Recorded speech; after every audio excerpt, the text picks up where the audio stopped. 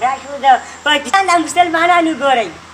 اوس یې هنډفرین او میږونه چې ورته وایي دا په موبایل کې ورکېږي او په غوږونو کې هغه سرونه کېږي د دې لپاره چې د دې اواز رسایي زما د غوږ ته ژر راشي. اوس وګوره ما ورته د پیغمبر خلاف شو که نه، ما ورته الټه شو که نه شو، او دا مسلمانان دا لوی لوی دعوې کوي چې زه عاشق رسول یم، زما د پیغمبر سره محبت دی او موږ به یې له خیره غټ فضیلت دی او موږ به د نبي اسلام سره جنت ته ځو که نه لاړو. نو زما عزتمندو دغه سلسله دغه شان چې لیدله چې زموږ او ستاسو د دې امت دپاره الله جل شانه احمد مجتبی حضرت محمد صلی الله علیه وسلم راولېږلی. بیا زما عزتمندو زموږ او ستاسو د دې دنیاوي زندګۍ دپاره الله جل شانه یو قانون راولېږلو، قرآن مجید یې نازل کړو. قرآن مجید زموږ او ستاسو دپاره یو قانون وګرځولو او په دې قرآن کې موږ او تاسو ته الله جل شانه ښه لاره هم وښودله او بده لاره یې هم وښودله. ما او تا ته یې دا وښودل که په دې نیکه لاره تلي جنت ته به ځي، که په دې غلطه لاره تلي جهنم ته به ځي. نو الله جل شانه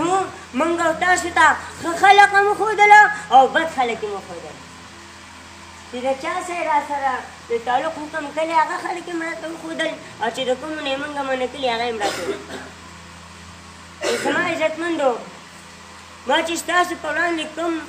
آیت مبارکه او یو حدیث شریف ولوستی نو الله جل شانه د خپلو بندګانو ته فرمایي د دې خلکو دا تخلیق یې څه دپاره کړی دی وما خلقت الجن والانس الا لیعبدون.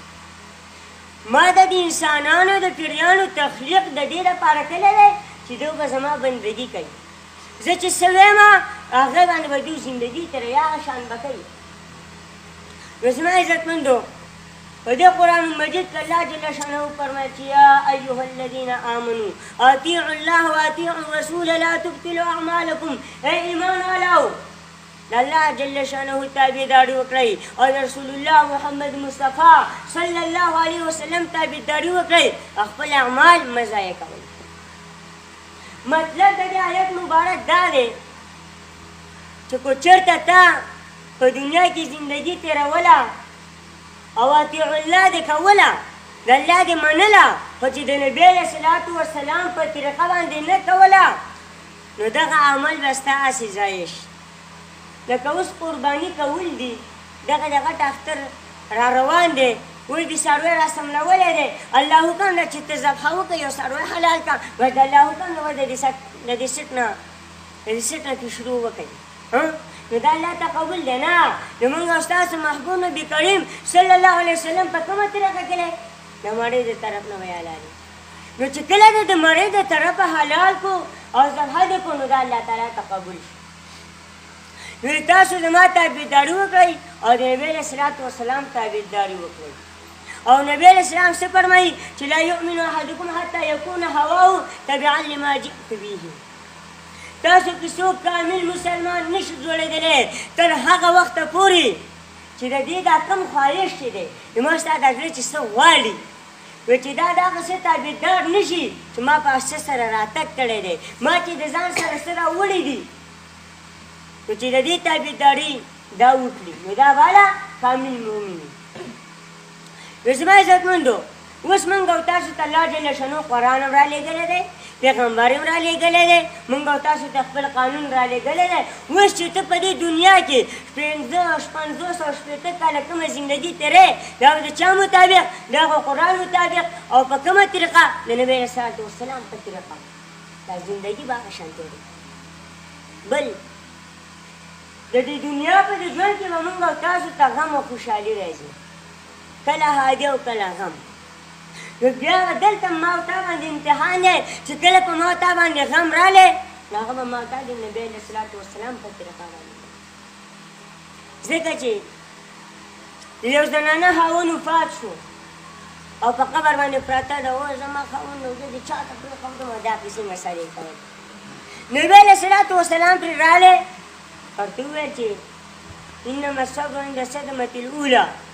دا بیرته زنانه لاړه شي نو دا حدیث ورته بیا ووایي دغه وخت ورته نبي علیه الصلاة والسلام وفرمیل چې جاړم و بس دغه خو پاچوی دی هغه زنانه نبي علیه السلام نه پېژندلو ورته وایي ځه سړیه ورک شه وایي خاوند یې ما وپاچوی دی تا له یې څه چې کله خبر شو چې دغه نبي علیه السلام و نو لاړه په دربار کې حاضره شوه یا رسول الله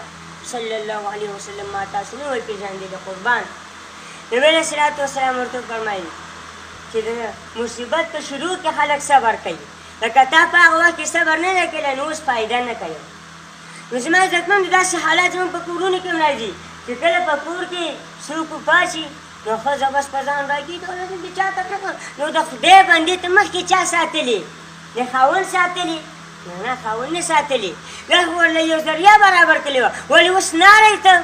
چې خاوند د چا مړ شوی نو تاسو اورېدلي چې هله کونډه وه ولاړه مړه شوه د ولږې نه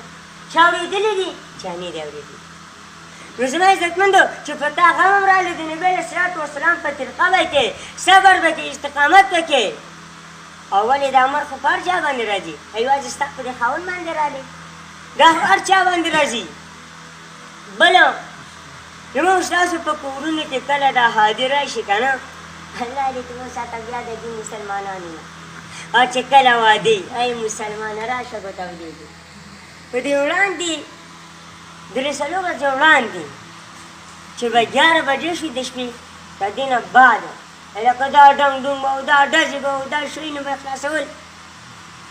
نو درته زه خبره دا وکړم چې نبي علیه الصلاة والسلام وایي چې زما تابعدارو که ته کامل مؤمن نه شي جوړېدلی نو ما چې څه راوړي د هغې تابعداري وکړه او ما ته څه کوو چې په کومه خبره زما ستا پیغمبر خفه کېږي ما ورته هغه کار کوو